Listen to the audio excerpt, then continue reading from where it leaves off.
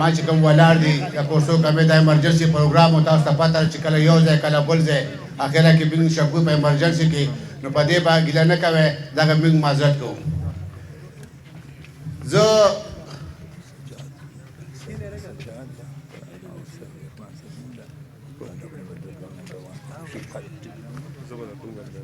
زه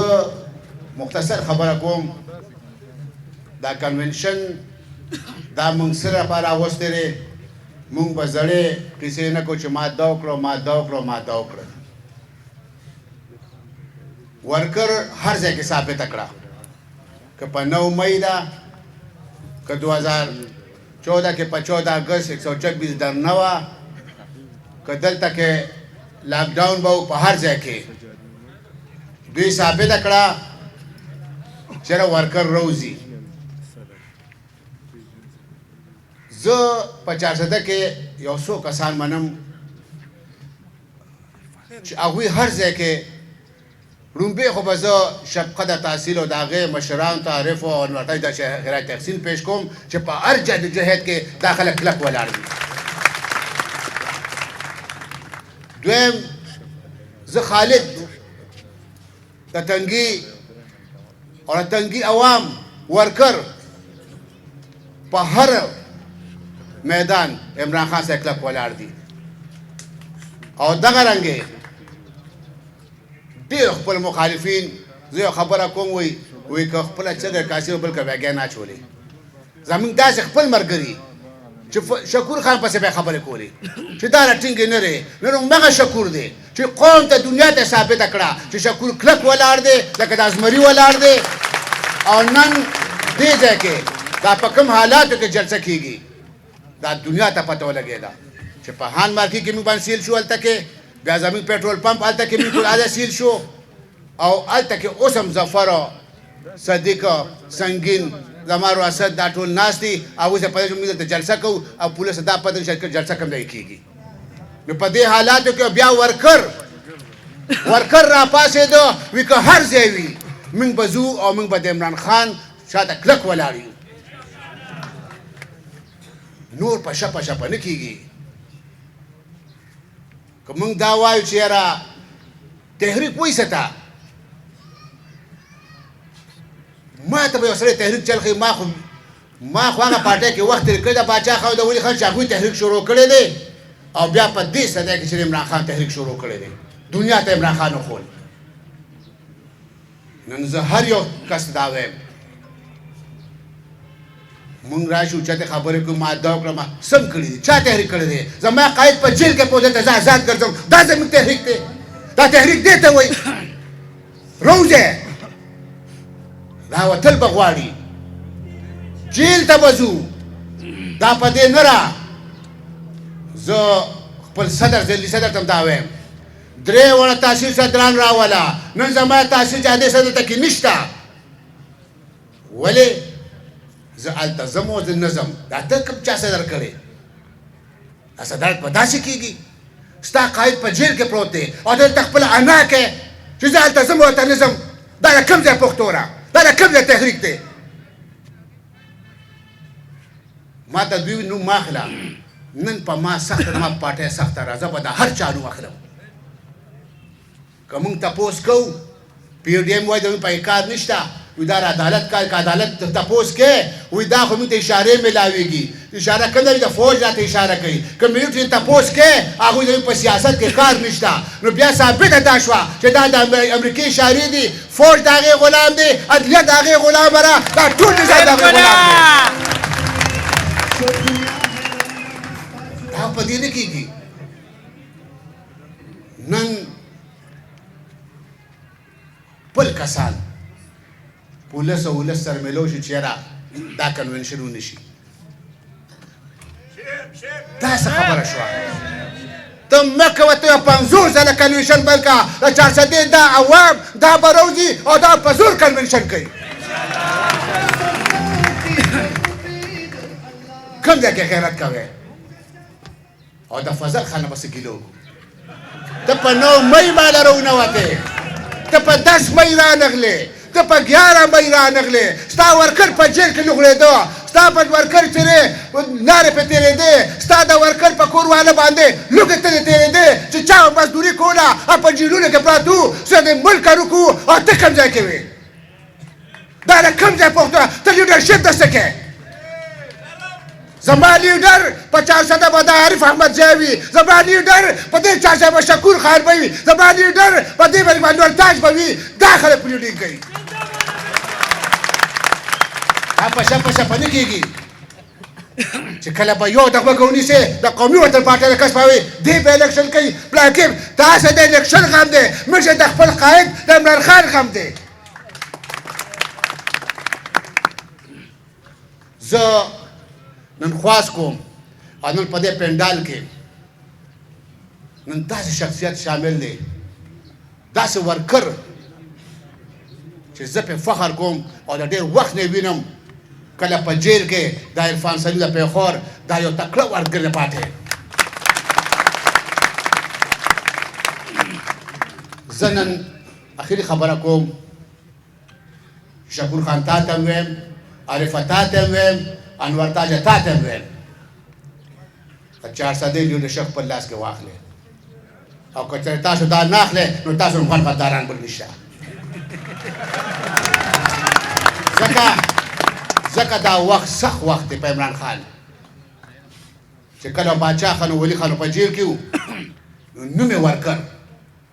جیل پر تحریب وکړو جیل ته بدل وایلیشن به یې هر څه به یې کول راوتل به ځکه باچا خان هیرو شو چې قوم ورپسې ولاړو باچا خان ایماندار سړی و قوم ورپسې درو باچا خان شو باچا خان قرباني ورکوله قوم به قرباني ورکوله نن عمران خان قرباني ورکوي زمونږ دا لوکل لیډرشپ قرباني نه ورکوي نو راوتل به غواړي دې درې کسانو ته دا ویم چې ښه اکثریت یې په چارسده ښه خدمت هم کړی د پارټۍ په هر تحریک کې شامل یې هم تاسو زموږ تمه را ځکه چې په هر میدان موږ ولیدی او موږ بیا کتل غواړو انشاءالله موږ به د شانه په شانه کلک ولاړ یو او تاسو له موږ همت درکړي او موږ له ورکر ټول را دې صرف د شکور خان خلک دي دا لا تنګي هم نه دی راغلی او چارسده هم نه دی راغلی زه تاسو ته دا پیغام در کوم چې د خپل کرتوتونه واوړئ او په 8 فروری باندې چې کوم الیکشن دی زما وروڼو دا یو خبره ته کومه چې د جهاد په طور باندې به راوځئ ولې چې په دنیا کې په دې ټایم کې دومره سربراه نشته چې د فلسطین تورسرې او ماشومان وسوځېدل خو په اسلامي دنیا کې څوک نشته چې دې کافر له یو پیغام ورکړي ما سیوا د دې مرد مجاهد ده چې دا نن په جیل کې پروت دی چې د هغه نوم عمران خان دی او که چېرې دا کار هم ونه کړو نو زما وروڼو دا یو خبره ته کوم چې د راتلونکو نسل به هم موږ چې کومه دی ګناهګار یو او د دې خپل ځان به هم ګناهګار یو زه په اخره کې ستاسو ډېره شکریه ادا کوم زه د شکور خان او دا څومره مشران چې زموږ د ډسټرکټ چارسدې دي او د راغلو میلمنو د ټولو شکریه ادا کوم عارف احمدزی امینی صاحب ملک انور تاج او دغه صاحب عزیز الله خان او دغه صاحب نور ظفرجي دي ډېر ملګرو چې دا کوم کوشش وکړو خو زه ورته دا وایم چې په دې هم کار نه کېږي او میدان ته راوځئ او په 8 تاریخ په میدان ته راوځي او وروره داسې نر او ښځې به راوځو په خپله د کاندیډیټ په تمه باندې یو چې ماله به ګاډۍ رالیږي یا به ماله روټۍ رالیږي بالکل د جهاد په طور به راوځو او انشاءالله دوی چې دې ملک سره څه وکړل قوم ستاسو په وړاندې دي د دوی له به داسې شکست ورکوو چې د دوی نسلونه هم یاد وساتي واخر دعوانا ان الحمدلله رب العالمین باندې بچې د ماښامې ټول دا ریزلټ دي چې ټوله چارسده کې بیټ چې دی دا کلین سویپ وکړه ملګرو یو څو ناره اواز راکړئ ټول اغلوله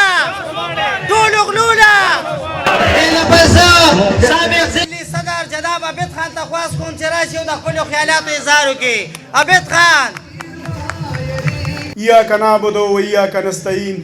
زما د چارسدې د پیښور نه راغلي ملګري زما ام پی ایګان زما ام ان ایګان زما د پی ټی آی څومره ورکران دي زه په جمع سره هغوی ته السلام علیکم ویم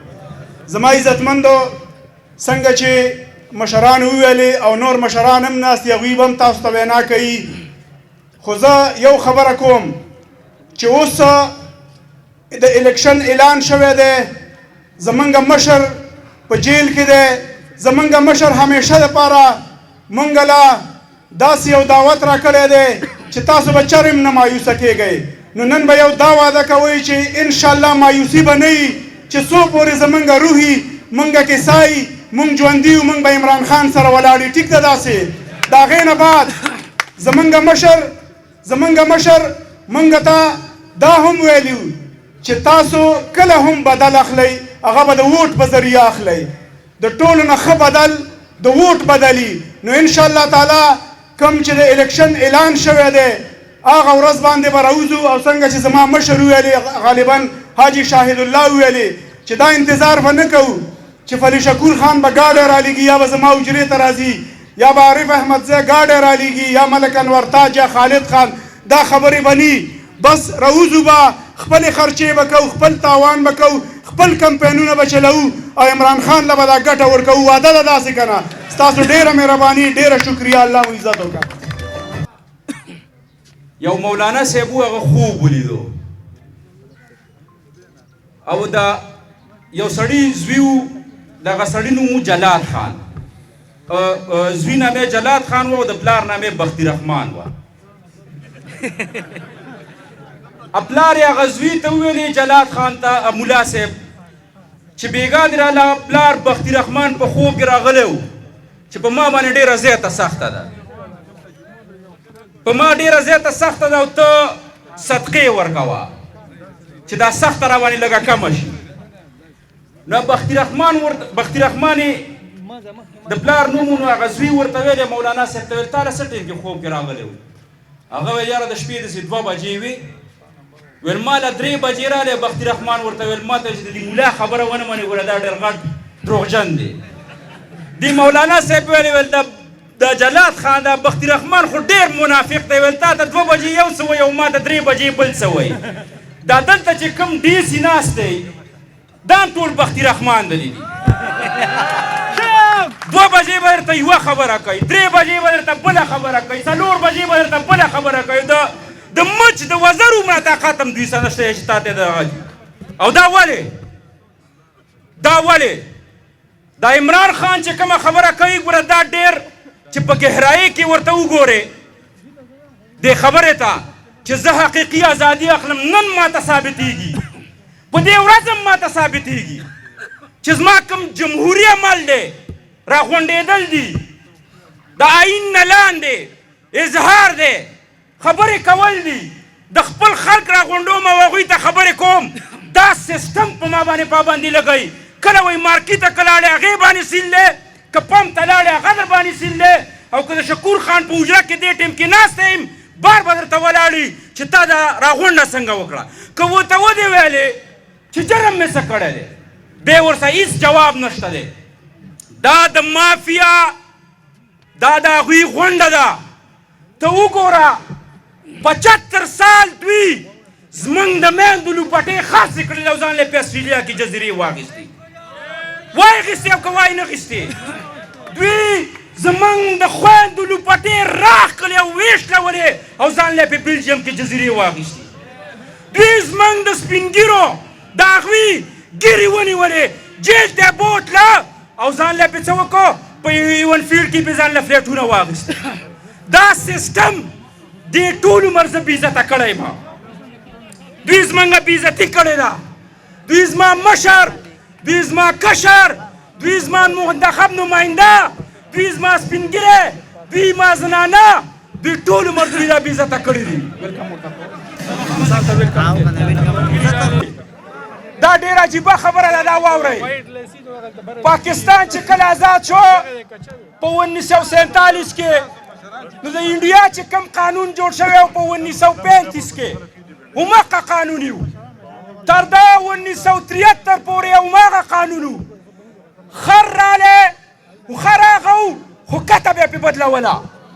په دې سیسټم هغه یو خو خلک صرف سرونه به بدلېدل. لکه تاسو ما ته دا ووایئ چې په 25 سال دې باندې ډېر غیر سنجیده حکمرانانو حکومت کړی و چې په 25 سال کې دوی حکومت بدل نه کو. اوس تاسو نه زه دا تپوس کوم، ته تاسو ما ته دا ووایې چې په برطانیه چې کله واو دلته حکومت و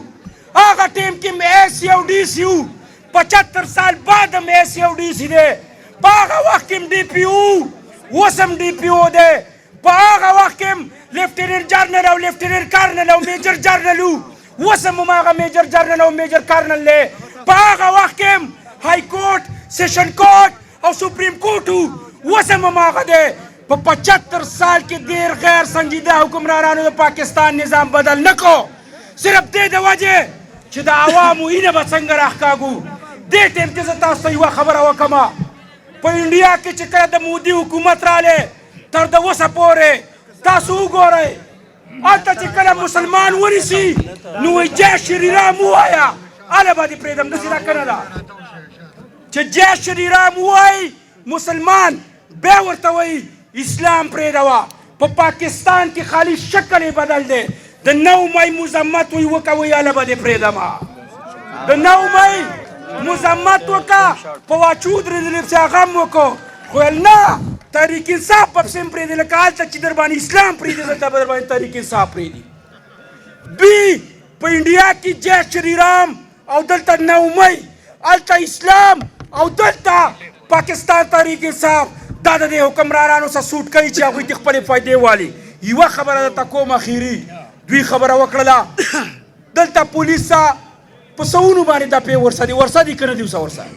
په چا باندې 20 چا باندې 25 په چا باندې 30 دفعې کړې دي. د تحریک انصاف څخه صرف یوه دفعه ورسه ده